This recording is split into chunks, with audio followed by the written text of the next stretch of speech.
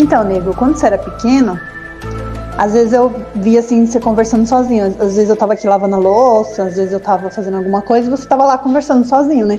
Aí eu ia lá e perguntava, ô Felipe, com quem você tá conversando? Eu tô conversando com meu amigo. Aí não tinha ninguém lá, né? Nenhum amigo. Na minha cabeça era um amigo imaginário que você tinha. Aí, beleza. Aí assim foi se passando, sempre, né? Você montava na sua motoquinha lá, aquela pequenininha lá, ficava pedalando pela casa e vamos, não sei o que, vamos.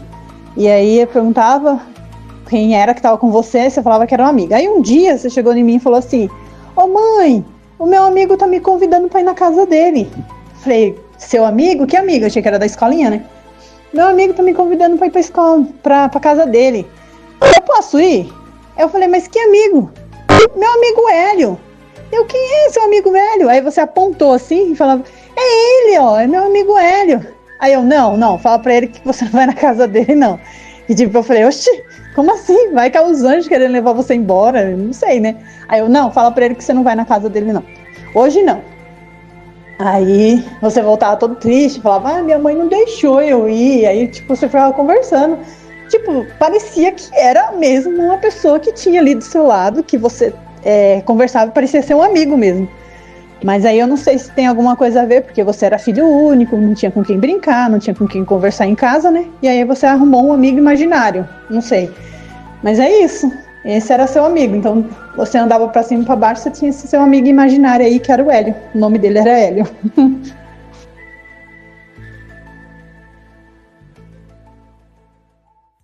Bem-vindos a mais um episódio do nosso Psicocast. Hoje, como vocês puderam notar, a gente começou de uma maneira diferente. Eu trouxe aqui um relato da minha mãe sobre o assunto e dá pra notar que eu gostava muito de ter amigos imaginários e o quanto isso a assustava, né?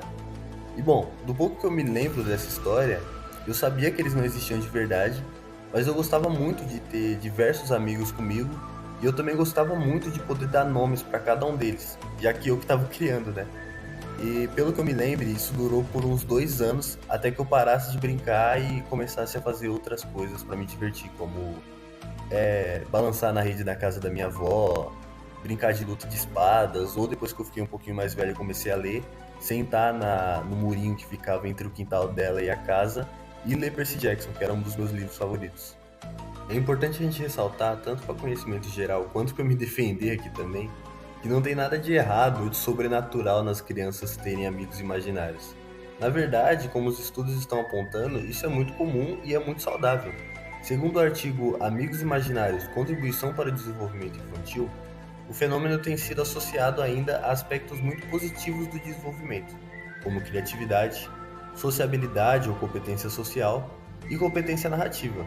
Logo, é saudável que as crianças possuam essa forma de elaboração fantasiosa na infância. E ainda a gente pode explicar aquela minha pergunta estranha feita pela minha mãe se analisarmos que, em geral, os pais de crianças pré-escolares costumam saber quando seus filhos possuem companhias imaginárias, pois as crianças possuem relatos elaborados sobre os seus amigos e, ao menos implicitamente, convidam os pais a interagirem com suas criações. Ou seja, eu tentei de alguma forma inserir a minha mãe naquela minha brincadeira que eu estava tendo no momento. Por fim, o artigo conclui o assunto de maneira muito positiva. Embora a criação de amigos imaginários seja comumente abandonada ainda durante a infância, a sua contribuição permanece, no sentido de auxiliar na aprendizagem e consolidação de habilidades sociocognitivas, como atesta a literatura. Relacionando agora essa história com as teorias do desenvolvimento que foram debatidas em sala de aula, a gente pode associar esse momento com uma fase do desenvolvimento de Piaget, que, se a gente bater ali com a idade, dá exatamente na fase pré-operatória da criança, que é entre os 2 aos 7 anos, e que tem o seu fim entre os 7 e 8 anos para iniciar, então, a fase operacional concreta. Buscando uma definição teórica sobre o que é a fase pré-operatória, é importante a gente considerar o artigo da Maria Ângela Barbato Carneiro, chamado Jean Piaget e os estudos sobre o desenvolvimento humano, onde ela contextualiza todas as fases do desenvolvimento, mas a gente só vai prestar atenção na pré-operatória nesse momento, que vai dos 2 aos 7, 8 anos de idade e é marcada pela função simbólica. Entre outras características dessa fase da vida, A mais importante aqui é a fase do faz de conta, que mostra que a inteligência se prolonga em pensamento, ou seja, a gente consegue notar a utilização da mente para simular algumas realidades fantasiosas, que seria o caso dos amigos imaginários. Assim, nós encerramos mais um episódio do nosso podcast. Eu espero que vocês tenham gostado da contextualização desse momento da minha vida com as teorias de Piaget. Ele vai ser abordado mais para frente, então alguns conteúdos que não foram apresentados aqui ainda serão abordados. Eu espero que vocês tenham gostado. Muito obrigado por assistirem até aqui.